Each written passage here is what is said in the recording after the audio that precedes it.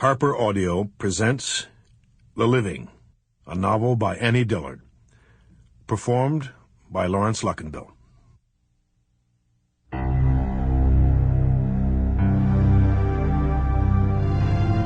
Fall, 1855. The settlement called Whatcom. The sailor put down the helm, and Ada Fishburne felt the boat round up towards the forest.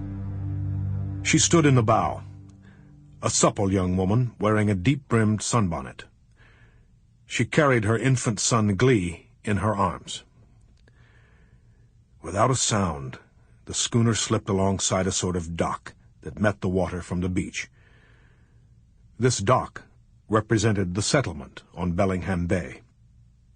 Ada Fishburne had been sailing in Puget Sound and along this unbroken forest every day for almost a week.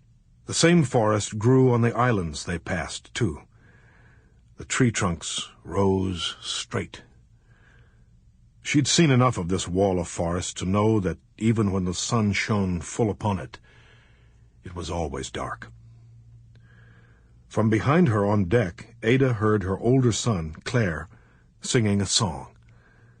Claire was 5. A right big boy for 5, long in the leg bones, like his father. And life suited him very well, and he found his enjoyment.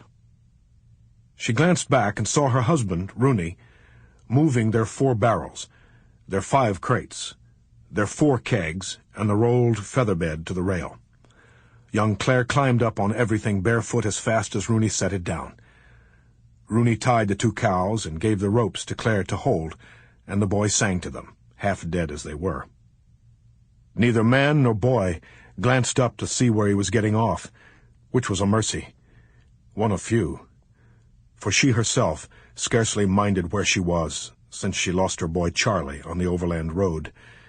But she hated to see Rooney downhearted when he staked his blessed being on this place. And look at it. Ada and Rooney hauled their possessions off the dock. The baby, Glee, stayed asleep, moving its lips, and missed the whole thing. The schooner sailed on north and left them there. It was the rough edge of the world, where the trees came smack down to the stones. The shore looked to Ada as if the corner of the continent had got torn off right here, sometime near yesterday, and the dark trees kept on growing like nothing happened. The ocean just filled in the tear and settled down. This was Puget Sound, and there was not a thing on it or anywhere near it that she could see but some black ducks and humpy green islands. Away out south over the water, she made out a sharp line of snow-covered mountains. From the boat she had seen a few of such mountains poking up out of nowhere, including a big solitary white mountain that they had sailed towards all morning, that the forest now hid. It looked like its sloping base must start up just back there beyond the first couple rows of trees.